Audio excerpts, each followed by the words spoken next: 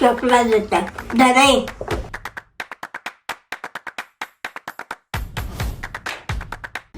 Bugün misafirlerim var. Fırında tavuk güveç yapacağız. Misafirlerim olduğu için biraz çok yapacağım. O yüzden şimdiden unumuzu eliyoruz. Eleyerek yapsak daha güzel olur. En azından içinde topak topak kalmaz. Hamurumuz güzel olur.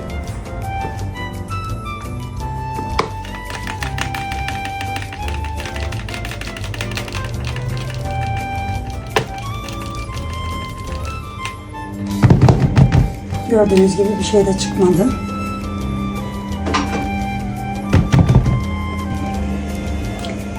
Unumuzu büyük bir kaba alıyoruz.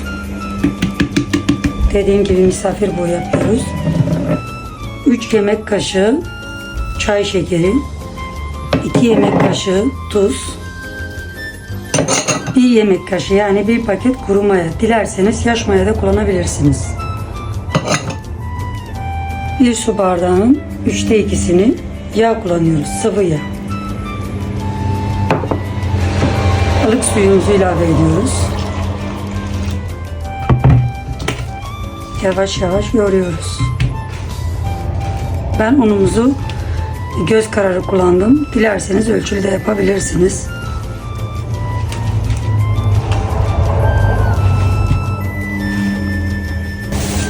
Arkadaşlar şimdi hamurumuzu mayalamaya bırakıyoruz. Yaklaşık yarım saat 45 dakika, en fazla 45 dakika mayalamaya bırakıyoruz. Dilerseniz streç kullanırsınız. Dilerseniz benim gibi böyle bir tane market poşeti kullanabilirsiniz. Mayalamaya bırakıyoruz. Hamurumuzu mayalamaya bıraktık. Dilerseniz gelin birlikte malzemelerimizi hazırlayalım.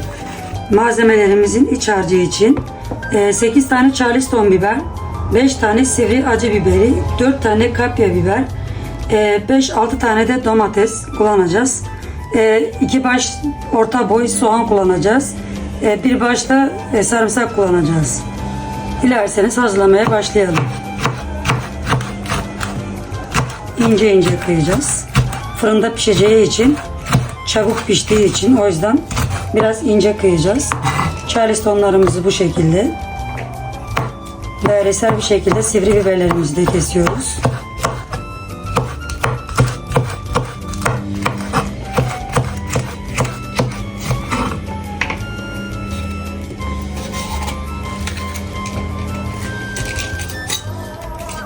Tekrardan malzemelerimizi yıkayacağımız için çekirdekler tamamen biberlerden ayrılmış olacak.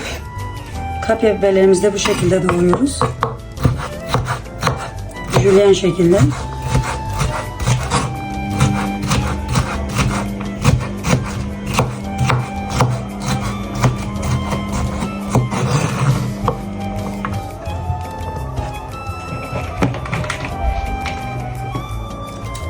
Doğranma şeklini size gösteriyorum arkadaşlar.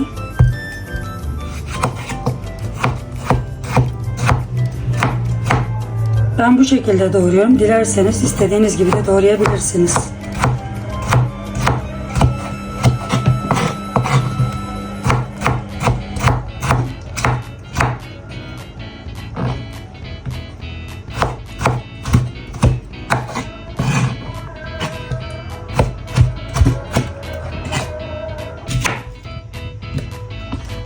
İki baş soğanımızı da bu şekilde doğruyoruz.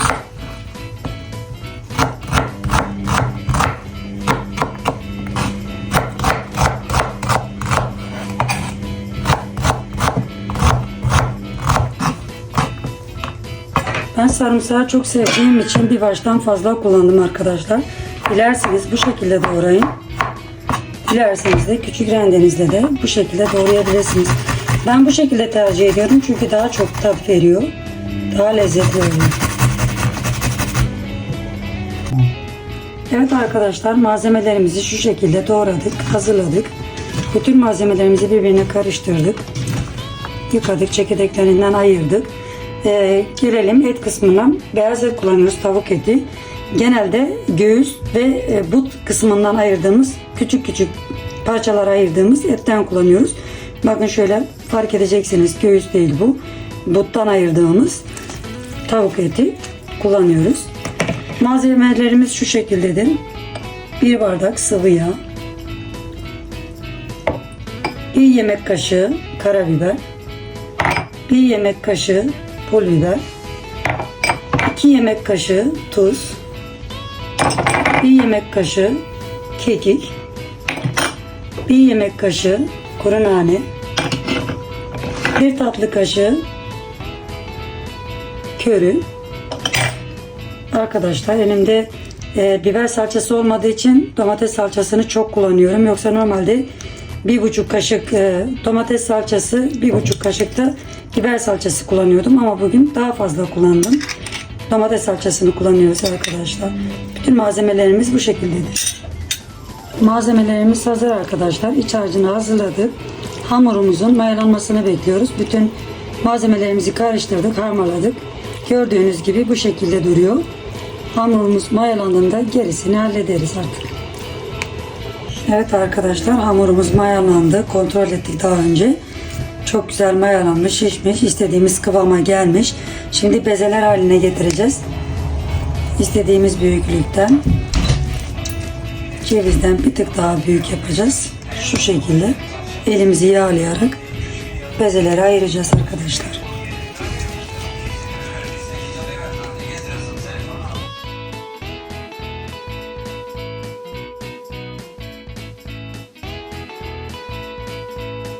Hamurlarımızı beze halinde biraz dinlendirdikten sonra bu şekilde açıyoruz arkadaşlar. Elimizde açıyoruz.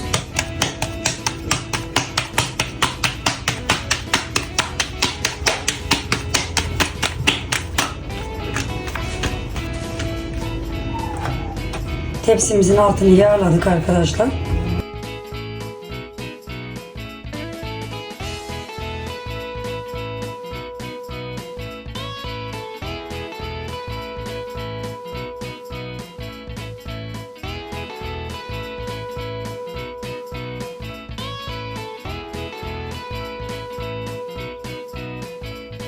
Kenarları daha iyi kızarsın diye elinizle böyle sürebilirsiniz. Dilerseniz de normal sıvı yağ kullanmak yerine elinizi buna da batırabilirsiniz. Hem yüzeysel olarak da baharatlanmış olur, soslanmış olur. Daha güzel olur.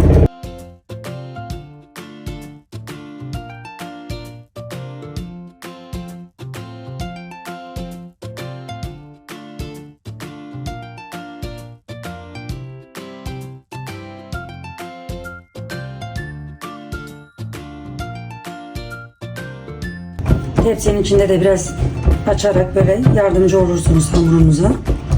Şöyle kenar olması için de biraz parmaklarınızla açabilirsiniz.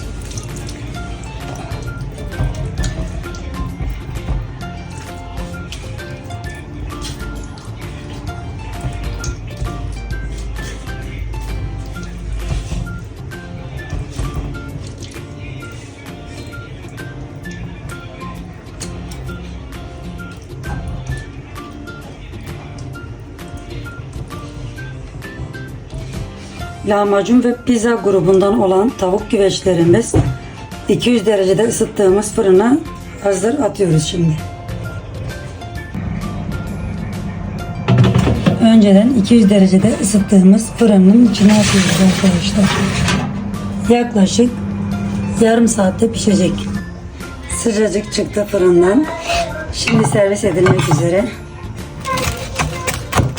Deneme testi burada.